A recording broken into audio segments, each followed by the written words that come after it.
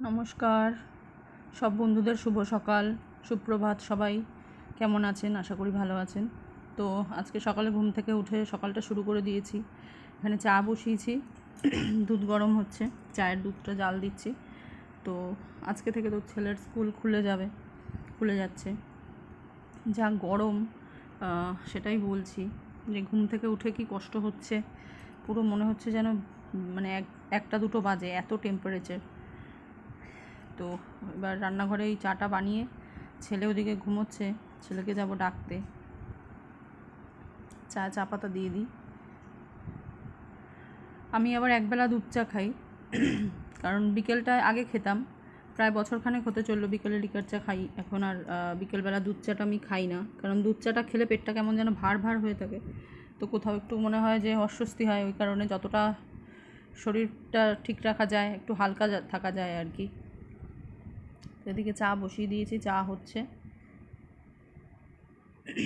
ছেলের বোতলটা একটু আজকে স্কুল আছে বলে বোতল কালকে রাত্রে সব ধুয়ে মেজে রেখেছি। কালকে রাত্রে সব খাওয়ার বাসন টাসন কিছু মাজা ছিল, তো ছেলের জলের বোতলটাও কালকে রাত্রে মেজে ধুয়ে টুয়ে পরিষ্কার করে রেখে দিয়েছিলাম, যে জানি আজকে স্কুল আছে, যেতে হবে। জল ভরে নিলাম এখানে ছেলের স্কুলের বোতলে। কাজটা এগিয়ে রাখছি যতটা পারি, কারণ ঘুম থেকে উঠলেই তো ওর পেছনে শুরু হয়ে যাবে, যে দাঁতও ব্রাশ কর, রেডি হওয়া, চোখ মুখ ধো, আবার স্নান করবে। এই গেলাম ছেলেকে ডাকতে, ছেলে এখনও ওঠেনি, ডেকেই যাচ্ছি, বাবাই ওঠ। ওর এখনও ঘুম ভাঙছে না। অ্যাকচুয়ালি গরমের ছুটিতে কদিন ঘুমিয়ে নিয়েছে বেলা অবধি, অভ্যাস হয়ে গেছে। তো এখানে চা হয়ে গেছে আমার, চলে এসেছি। চাটা ভালো করে একটু নাড়াচাড়া দিয়ে দিলাম, চা হয়ে গেছে মোটামুটি। চাটা এবার ঢালবো, চাটা ঢেলে নেবো এবার। চা হয়ে গেছে, চাটা খেয়ে তারপরে সব কাজে হাত দেবো। ঘুম থেকে উঠে না বন্ধুরা, কি বলুন তো, মানে চাটা না খেলে যেন শরীরে এনার্জিটা আসে না ঠিকঠাক। আমার তো চায়ের ভীষণ নেশা, তাও এখন আগের থেকে অনেক চা খাওয়া কমিয়ে দিয়েছি।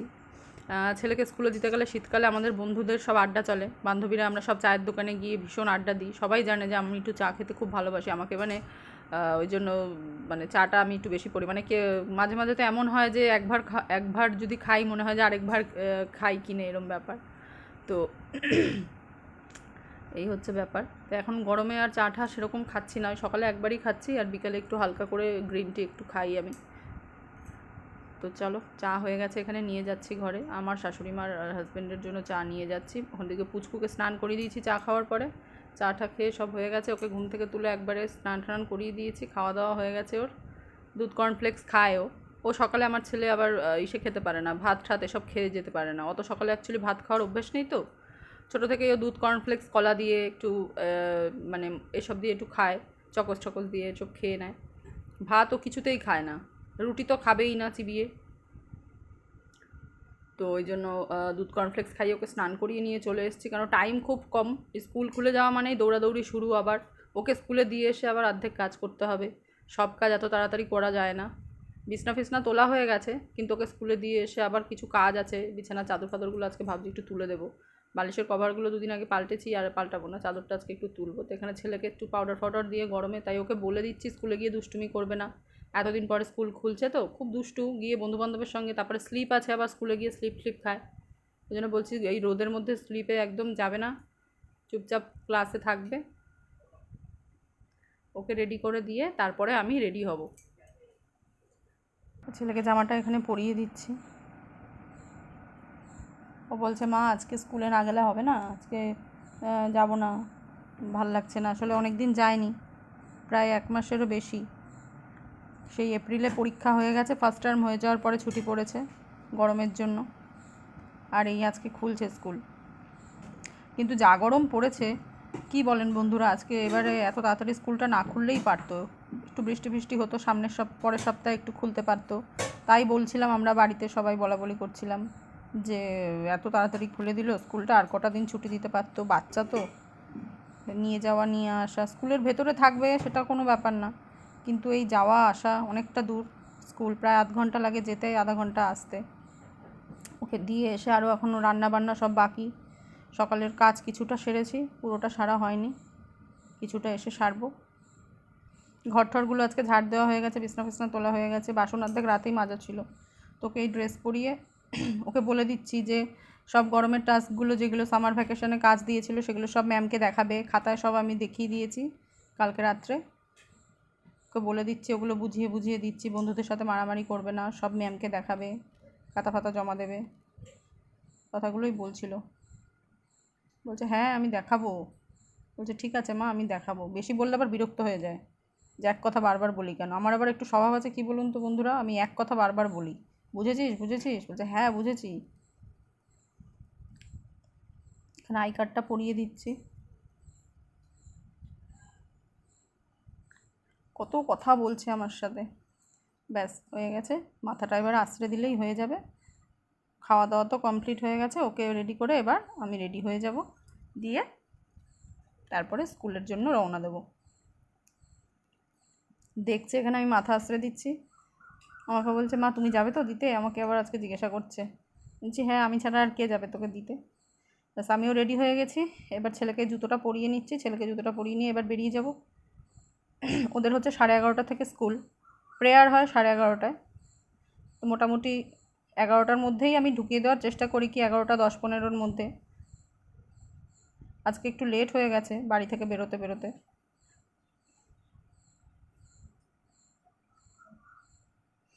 জুতোটা পরিয়ে দিচ্ছি, বলে দিয়েছি, আমি বলেছিলাম যে একা একা পরে নে জুতোটা, কিচ্ছু করবে না, সব করে দিতে হয়। কিন্তু এখন তো ছোট বলুন, এখন থেকে না শিখলে পরে, এখন থেকে তো এদের শেখাটা উচিত। নিজে থেকে যদি শিখে যায় বড় হলে আর অসুবিধা হবে না, নিজের কাজটা নিজেই করে নিতে পারবে। তাই বলছি যে একদম স্কুলে গিয়ে দুষ্টুমি করবে না, স্লিপে যাবে না, ও নিজের মতন খেলেই যাচ্ছে পেন দিয়ে। বলছি শুনেছিস ভালো করে, বলছি না হলে কিন্তু আমি গিয়ে ম্যামকে গিয়ে বলে দেবো যে বাড়িতে দুষ্টুমি করো, কোনো কথা শোনো না।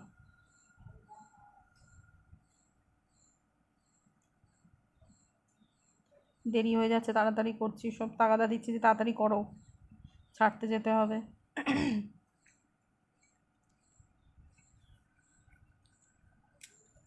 ছেলের স্কুল ড্রেসটা ছোট হয়ে গেছে, তো ছোট একটা ড্রেস কিনতে হবে, তাই ভাবছিলাম যে আজকে আসার সময় ওকে দিয়ে আসার সময় কিনে নেবো, কিন্তু তখন আর টাইম হবে কিনা জানি না।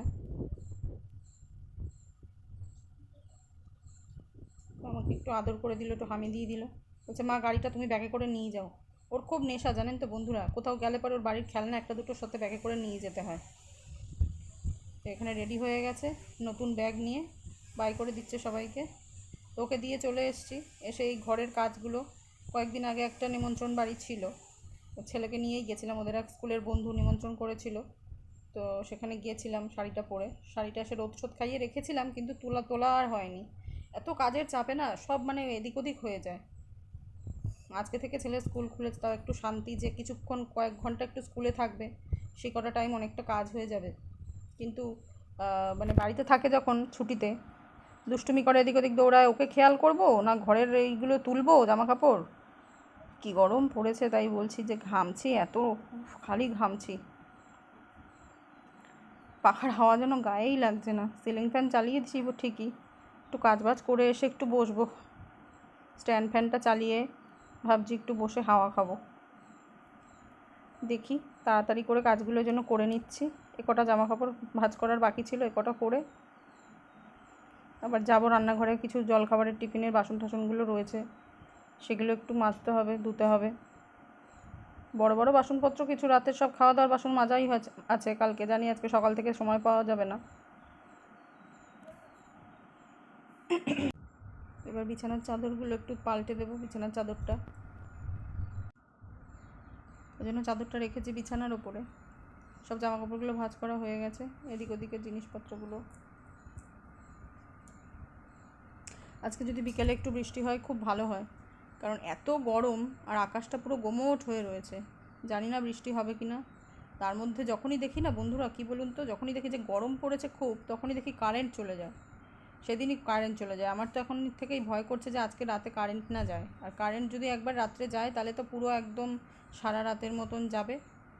এই যা গরম, পাখা ছাড়া কিভাবে থাকবো। আর নিজেদের থেকেও বড় কথা কী বলুন তো, বাচ্চাটাকে নিয়ে চিন্তা হয়, সারা রাত ওই হাত পাখা দিয়ে টেনে টেনে হাওয়া করা। বিছানার চাদরটা পাল্টে নিচ্ছি।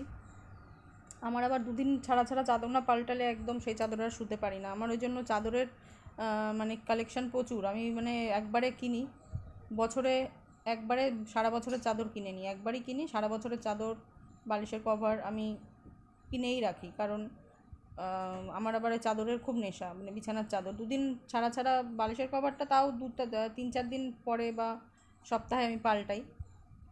নোংরা হয়ে গেলে আমি 3-4 দিনেই পাল্টে দিই, না হলে 1 সপ্তাহ রাখি। কারণ ছেলে মাথায় তেল ঠেল দেয়, বেশি ওই জন্য রাখি না। বেশি দিন হয়ে গেলে একটা বাজে গন্ধ ছাড়ে, আর যা গরম ঘামের গন্ধ হয়ে যায়, আমার একদম ভালো লাগে না ওই জন্য। কিন্তু চাদর আমার 2 দিন ছাড়া ছাড়া, আজকে এটা পাল্টালাম, আবার পরশু দিনকে আরেক পাল্টে দেবো, মানে এইরকমই আমি করি আর কি। তোমরা কিরমভাবে কী করো আমাকে একটু জানিও। আচ্ছা বন্ধুরা, আমি আরেকটা কথা যেটা বলছি, বিছানা ঠিক করতে করতেই আমি বলি, তোমরা আমাকে যত দিদিরা আছো বা জেঠিমা কাকিমা যারা আছো, একটু প্লিজ আমাকে কমেন্টস করে বলো তো যে তোমরা টকের ডালে কী ফোড়ন দাও। কারণ আমি না টকের ডালে সর্ষে ফোড়ন দিই। তো এবার মানে ভাবছিলাম যে তোমাদের সঙ্গে একটু, তোমাদের কাছে একটু জিজ্ঞাসা করবো যে তোমরা কে কী ফোড়ন দাও, টকের ডালে কী ফোড়ন দিলে সবথেকে বেশি ভালো লাগে। আমি শুনেছি অনেকে আবার 5 ফোড়ন দেয়, কিন্তু আমি একবার করে দেখেছি, কিন্তু 5 ফোড়ন দিয়ে সত্যি কথা বলতে ভালো লাগে না আমার। তো কী দিলে সবথেকে বেশি স্বাদ আসে একটু আমাকে বলো, ফোড়নে কী দিলে। আমি সর্ষেই ফোড়ন দিই, আমাকে প্লিজ একটু কমেন্টস করে জানিও যারা যারা আমার ভিডিও দেখবে। আর প্লিজ আমার চ্যানেলটাকে একটু সাবস্ক্রাইব করে দিও, একটু শেয়ার করে দিও ভিডিওটা। তো এখানে দেখো টেবিলটা গুছিয়ে নিচ্ছি আমি। মোটামুটি কাজ প্রচুর থাকে, মানে কাজের তো কোনো শেষ নেই। প্রতিদিনই ভাবি যে আজকে মানে রাত্রের মধ্যে কিছুটা কাজ সেরে রাখা, কিন্তু আর হয় না। এদিক ওদিক আবার ছেলেকে পড়াতে হয়, কারণ ছেলেকে তো আমি আর টিউশন দিইনি, আমি নিজেই পড়াই। আমার ভালো লাগে না, মনে হয় যে নিজে যতদিন পারছি নিজে ততদিন নিজে দেখাটাই ভালো, কারোর ওপরে ছাড়ার থেকে। এদিকে রান্নাঘরে চলে এসেছি, কিছু বাসন, জলখাবারের বাসন, চায়ের, এগুলো একটু মাজা ধোয়া করা বাকি আছে, এগুলো করে তারপরে রান্নার দিকে যাব। কটা জলখাবারের বাসন মাজা হয়ে গেলে, আজকে রান্না খুব বেশি ঝামেলা নেই, তাই জন্য আগে বাসনগুলো মেজে নিই।